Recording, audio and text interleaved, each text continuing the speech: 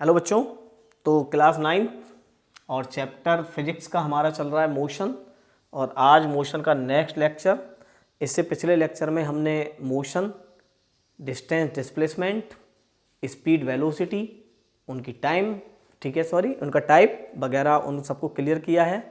आज हम एक नए टॉपिक पर आते हैं जिसे हम बोलते हैं एक्सीलरेशन। ठीक है, एक्सीलरेशन क्या होता है, कैसे फाइंड करते हैं, कैसी क्वांटिटी है, यूनिट क्या है, कितने टाइप का होता है। तो आज हम इसे डिटेल से पढ़ते हैं एक्सीलरेशन। ठीक है, तो लेट्स स्टार्ट एक्सीलरेशन। तो एक्सीलरेशन क्या होता है, तो एक्सीलरेशन को अगर हम बोलें तो ये होता है आपका rate of change of velocity. ठीक है, इसको हम बोल सकते हैं rate of change of velocity. ठीक है, rate of change of velocity, समझ रहे हो, rate of change of velocity यानी वेलोसिटी का टाइम के साथ चेंज होना कहलाता है आपका एक्सीलरेशन। ठीक है, यानी अगर हम समझें तो हम इसे लिख सकते हैं कि एक्सीलरेशन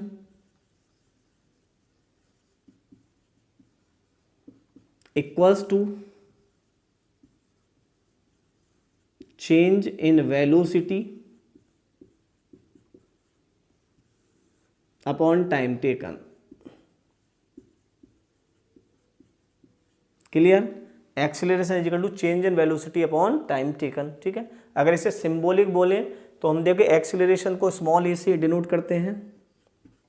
वेलोसिटी आपको पता है दो टाइप की वेलोसिटी होती है, एक फाइनल वेलोसिटी होती है, एक इनिशियल वेलोसिटी होती है। ठीक है, तो जो इनिशियल वेलोसिटी होती है, इनिशियल, उसको हम यू से डिनोट करते हैं, और जो फाइनल वेलोसिटी होती है उसे हम v से डिनोट करते हैं। ठीक है, तो change in velocity, change in velocity का मतलब समझ लो, चेंज इन वेलोसिटी का मतलब कितनी वेलोसिटी चेंज हुई। तो कभी भी हम चेंज कैसे निकालते हैं, चेंज निकालेंगे मतलब जो चेंज हुआ यानी इनिशियल से फाइनल चेंज हुआ, तो कैसे निकालोगे, फाइनल माइनस इनिशियल। ठीक है, तो हम लिखेंगे final velocity minus initial velocity upon t. ठीक है, इसे भी आप लिखना चाहो तो टी माइनस जीरो, क्योंकि जीरो से चले और टी पर आ गए तो v minus u by t. तो this is the symbolic representation, a is equal to v minus u by t. Clear हो गया।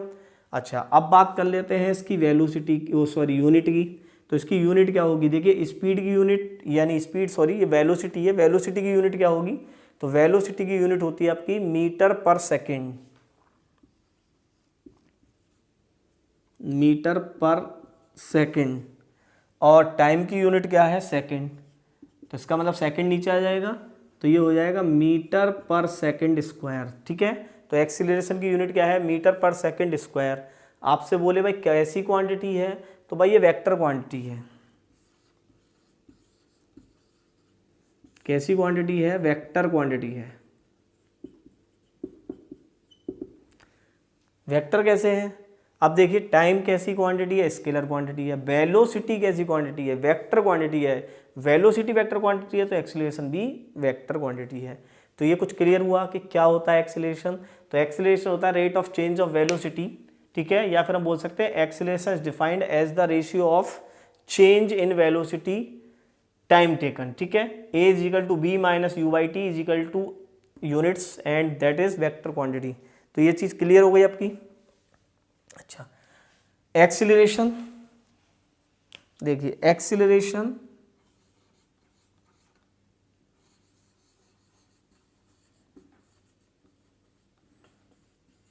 मे बी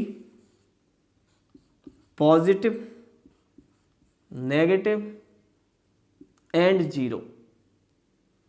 ठीक है, एक्सीलरेशन पॉजिटिव भी हो सकता है, नेगेटिव भी हो सकता है और जीरो भी हो सकता है, क्योंकि वेलोसिटी आपने पढ़ी है, वेलोसिटी भी कैसी हो सकती है, वेलोसिटी भी आपने पढ़ी है, पॉजिटिव भी हो सकती है, नेगेटिव भी हो सकती है, जीरो भी हो सकती है। तो इसी तरह से एक्सीलरेशन भी हो सकता है। तो देखिए किस कंडीशन में एक्सीलरेशन पॉजिटिव होता है, किस में नेगेटिव होता है और किस में जीरो होता है। ठीक है, नोट कर लीजिए।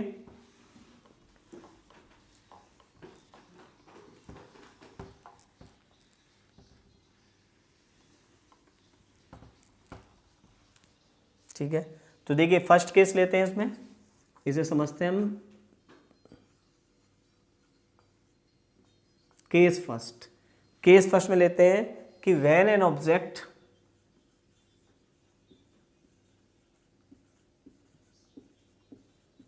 When an object is moving straight line, ठीक है, स्ट्रेट लाइन चल रहा है, स्ट्रेट लाइन समझ रहे हो, स्ट्रेट पाथ यानी सीधा चल रहा है। तो when an object is moving straight line and there is no change in its velocity,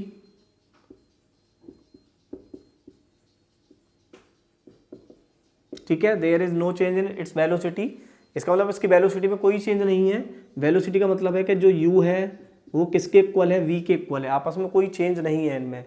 तो जो एक्सीलरेशन होगा आपका, एक्सीलरेशन इज इक्वल टू हो जाएगा, देखिए b minus you upon T होता है। अब v u के ही इक्वल है, तो इसका मतलब हम लिख सकते हैं v माइनस वी या u minus you upon T, that is zero. तो इस केस में आपका जो एक्सीलरेशन है वो जीरो है, ठीक है। If there is no change velocity, यानी जो ऑब्जेक्ट जिस स्पीड से चल रहा है उसी स्पीड से लास्ट तक चला गया, तो उसमें एक्सीलरेशन क्या होता है, उसमें एक्सीलरेशन जीरो होता है। क्लियर है ये कंसेप्ट? चलिए सेकंड पढ़ते हैं, case second.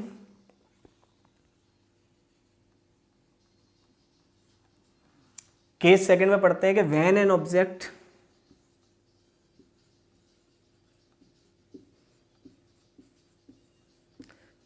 Object is moving, ये सब देखिए स्ट्रेट लाइन पाथ की कहानी है, ठीक है। अभी आप सर्कुलर वगैरह आगे पढ़ोगे, अभी स्ट्रेट लाइन ही पढ़ रहे हो, straight line and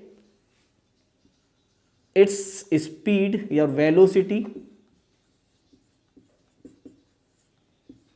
is increasing, ठीक है, वेलोसिटी इंक्रीज हो रही है। अगर आप समझ रहे हो वेलोसिटी इंक्रीज हो रही है, इसका मतलब है कि जो v है वो ग्रेटर देन u होगा, भाई वेलोसिटी बढ़ती जा रही है, ठीक है। भाई पहले थी u और अब बाद में हुई b, और जो बढ़ रही है, ठीक है, तो b बढ़ रही है u से, तो इस केस में आपका जो एक्सीलरेशन आएगा वो पॉजिटिव आएगा, याद रखना है, ठीक है। इस केस में एक्सीलरेशन पॉजिटिव आएगा। क्यों आएगा? कि b बड़ा है और u छोटा है। आ रहा समझ में? b बड़ा है, u छोटा है, तो बड़े में से छोटा बटा आपको सब्ट्रैक्ट करोगे तो पॉजिटिव वैल्यू बचेगी, पॉजिटिव वैल्यू बचेगी तो एक्सीलरेशन कैसा बनेगा? पॉजिटिव। आ गया समझ में? भाई सपोज करो v की वैल्यू है 40 और u की वैल्यू है 20, तो 40 minus 20 that is positive 20, positive 20, तो इसका मतलब एक्सीलरेशन कितना आ रहा है? पॉजिटिव, ठीक है। थर्ड केस लेते हैं।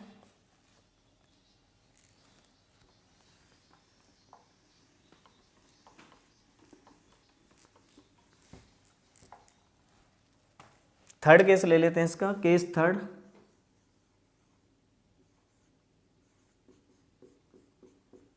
केस थर्ड में अब क्या करना है, समझ गए होंगे आप। अब वेलोसिटी को डिक्रीज करना है। When an object is moving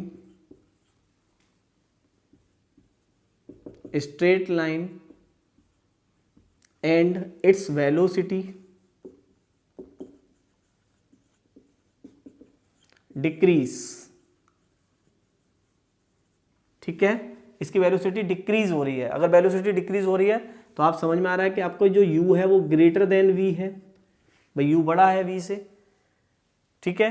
तो अब आप देखोगे कि नेगेटिव वैल्यू बचेगी। देखिए आप a इज इक्वल टू क्या लिखते हो, v minus u by t. अब यहाँ पर देखिए u ग्रेटर है, ठीक है, u बड़ा है और v छोटा है, तो देखिए ये छोटा है ये बड़ा है, तो सिंपल सा समझ में आ रहा है कि आंसर किसमें बचेगा? नेगेटिव। तो इस केस में जो एक्सीलरेशन आएगा आपका वो नेगेटिव आएगा। तो I think these points are clear for you. In which conditions acceleration positive, in which condition acceleration is negative, and in which condition acceleration is zero. Clear हो गया होगा आपका? चलिए ठीक है, आगे बढ़ते हैं।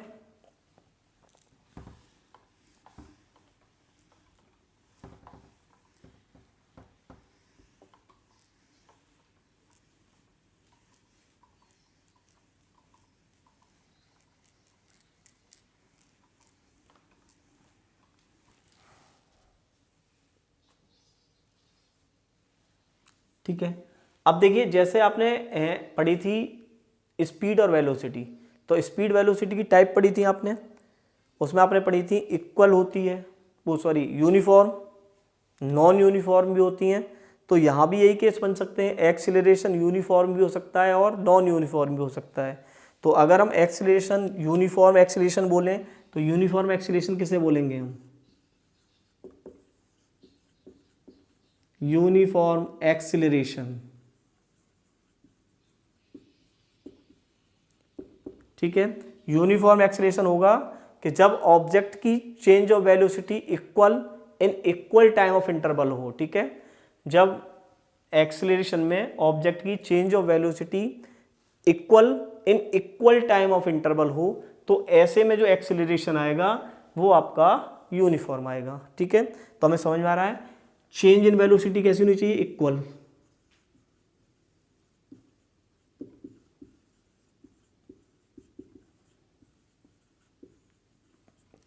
और टाइम भी कैसा होना चाहिए? इक्वल,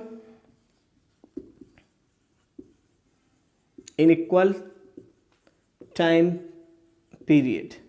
तो ऐसे में जो एक्सेलरेशन होगा वो आपका होगा यूनिफॉर्म। क्लियर है? तो नॉन यूनिफॉर्म क्या होगा? आप समझ गए। Non uniform,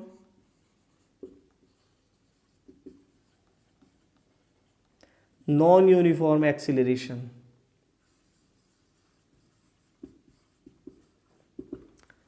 change in velocity equal होगी या unequal? Change in velocity unequal होगी, ठीक है, किसी टाइम ड्यूरेशन में, यानी किसी में चेंज ऑफ वेलोसिटी ज़्यादा हो रही होगी, किसी में कम हो रही होगी, किसी में कुछ और ज़्यादा होगी। तो ऐसे में जो आपका एक्सीलरेशन आएगा वो फिर नॉन यूनिफॉर्म आएगा, यानी change in velocity unequally in equally time of interval. Clear है? ठीक है भाई। ऐसा होता है कि जैसे आप कहीं मतलब अपने कार, स्कूटी, बस वगैरह से जा रहे हो, तो आपने देखा है कि जब ट्रैफिक ज़्यादा आ जाता है तो स्पीड कम हो जाती है उसकी, फिर जब स्पीड थोड़ा ट्रैफिक कम हो जाएगा तो स्पीड थोड़ी ज़्यादा हो जाएगी। तो ऐसे छोटे छोटे इंटरवल्स में स्पीड जो वेलोसिटी है वो अनइक्वली चेंज होती है। तो ऐसे में जो उसका मोशन है वो नॉन यूनिफॉर्म एक्सीलरेशन कहलाता है, ठीक है। नॉन यूनिफॉर्म एक्सीलरेशन होता है उसके अंदर। यूनिफॉर्म एक ऐसा होता है कि कंटिन्यू चलता है, तो इसको हम फ्री फॉल में मान लेते हैं। अगर हम ऑब्जेक्ट को किसी फ्री फॉल में गिराएं तो टाइम ड्यूरेशन में ये, ठीक है, इक्वली बढ़ेगा, यानी चेंज ऑफ वेलोसिटी जो होगी वो इक्वल रेट से होगी। तो ऐसा जो एक्सीलरेशन है वो आपका यूनिफॉर्म एक्सीलरेशन होता है। तो ये कंसेप्ट क्लियर हुआ होगा आपका। ये एक्सीलरेशन क्या है, कैसी क्वांटिटी है, कब जीरो होता है, कब पॉजिटिव होता है, कब नेगेटिव होता है, यूनिफॉर्म एक्सीलरेशन क्या है, नॉन यूनिफॉर्म एक्सीलरेशन क्या है, ठीक है।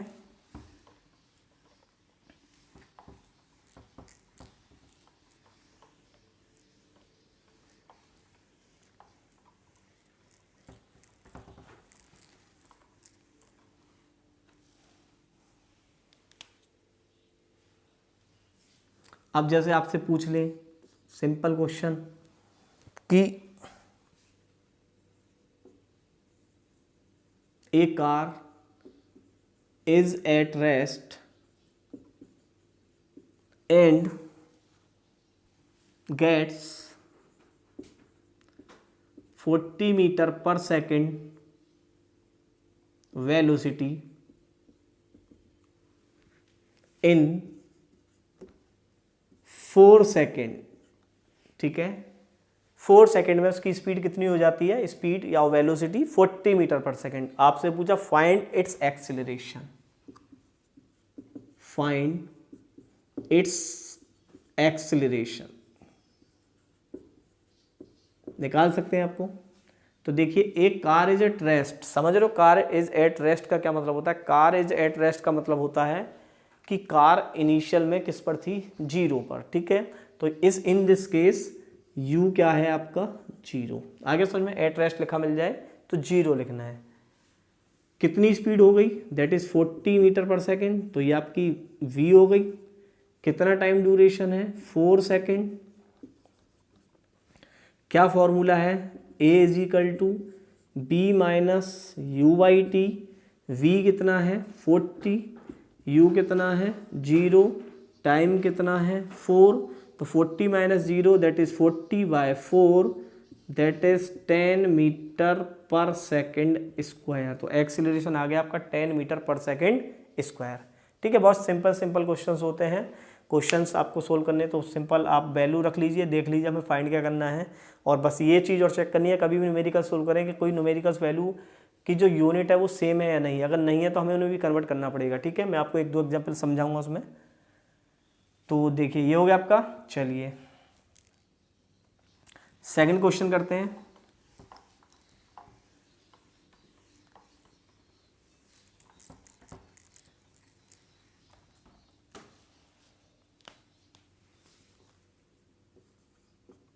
Second question, a car is moving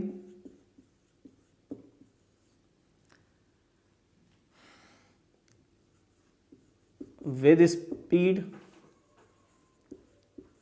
54 kilometre per hours. ठीक है, अप्लाई ब्रेक मतलब उसे ब्रेक लगाने पड़े, and comes to rest in 4 second. ठीक है, सपोज करो 4 सेकेंड या कुछ भी मान लीजिए, टाइम हमें तो कंसेप्ट देखना है। 4 सेकेंड में चलो वो रेस्ट पर आ गए। ठीक है, comes to rest in 4 second. आपसे पूछा फाइंड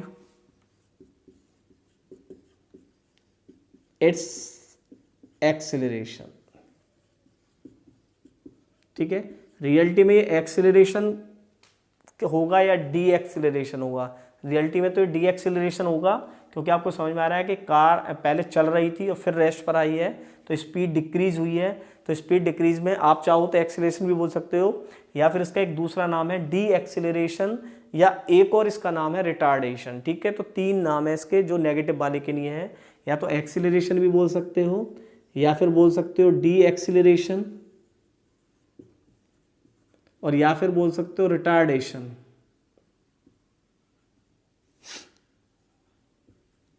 ठीक है, तो ये तीनों नाम एक ही चीज के हैं, यानी यहां पर जो ए है वो नेगेटिव आएगा आपका। चलिए जी, तो हमें गिवन क्या है, car is moving with speed 54, इसका मतलब यू है, ये कितना है 54 kilometre per hour. Brake apply comes to rest, come to rest का मतलब है बी आपका 0 हो गया। टाइम कितना है, टाइम है आपका 4 सेकेंड। अब देखिए यहाँ टाइम सेकंड में है और यहाँ जो स्पीड है आपकी वो 54 किलोमीटर पर आवर्स है। ठीक है, तो कोई मैच नहीं करती है, तो हमें इसे सेकंड में ही कन्वर्ट लेकर आना है। तो कैसे कर सकते हैं, मीटर पर सेकंड में लेकर आए इसे। तो मैंने आपको बताया था कि अगर कोई किलोमीटर पर आवर्स दे रखी है, उसे आपको मीटर पर सेकंड में कन्वर्ट करना है, तो 5/18 की मल्टीप्लाई कर दें सीधी सीधी। ठीक है, 5/18 की मल्टीप्लाई करें, तो देखिए 18 3 जा 54 और 3 5 जा 15, यानी उसकी जो स्पीड थी वो थी 15 मीटर पर सेकेंड। चलिए जी, अब यहाँ से आप एक्सेलरेशन निकाल सकते हैं इजीली। तो a इज इक्वल टू क्या लिखते हैं हम, b minus you upon T. v कितना है 0 है, देखिए ये कितना है 15 है, और ये कितना है 4 है। तो आपका आंसर आ गया -15/4 मीटर पर सेकेंड स्क्वायर। आप चाहो तो इसे रेशो में है, ठीक है, रेशो में छोड़ सकते हैं। अगर चाहें तो आप इसके डिवाइड कर लीजिए, आंसर आपका पॉइंटों में आ जाएगा। तो पॉइंटों में आएगा 4 3 जा 12 बचा 3, 4 7 जा 28 बचा 2, तो -3.75 मीटर पर सेकेंड स्क्वायर। देखिए यहाँ पर एक्सेलरेशन कैसा आ रहा है, नेगेटिव। अगर एक्सेलरेशन नेगेटिव आ रहा है तो हम इसे एक्सेलरेशन, डी एक्सेलरेशन या रिटार्डेशन बोल सकते हैं। क्लियर है इस टाइप के क्वेश्चंस, अब आप कर सकते हो आराम से। कब एक्सेलरेशन, रिटार्डेशन, तो वो नेगेटिव आ जाएगा तो आप अपना भी बोल दोगे डी एक्सेलरेशन है।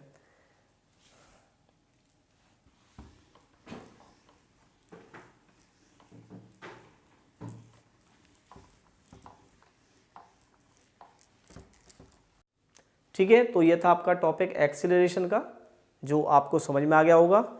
अगर बाय द वे आपको कोई फिर डाउट लगता है तो आप कमेंट्स करके हमें बताएं, हम आपके डाउट्सों को क्लियर करेंगे। तो रूट ऑफ स्टडी के साथ जुड़े रहें। ठीक है, ताकि आपको आने वाली वीडियो मिलती रहे। मैंने आपको बार बार यही इस बोलने का एक रीज़न होता है कि इस चैनल पर आपको पता है कि मोस्टली 9, 10, 11, 12 सभी क्लास की वीडियो आ रही हैं, तो इसीलिए आपकी वीडियो आ जाए तो आप उसे तुरंत देख सकते हैं। तो चैनल को लाइक करें, सब्सक्राइब करें और जुड़े रहें रूट ऑफ स्टडी के साथ और कंसेप्ट को बनाएं power. Okay, best of luck.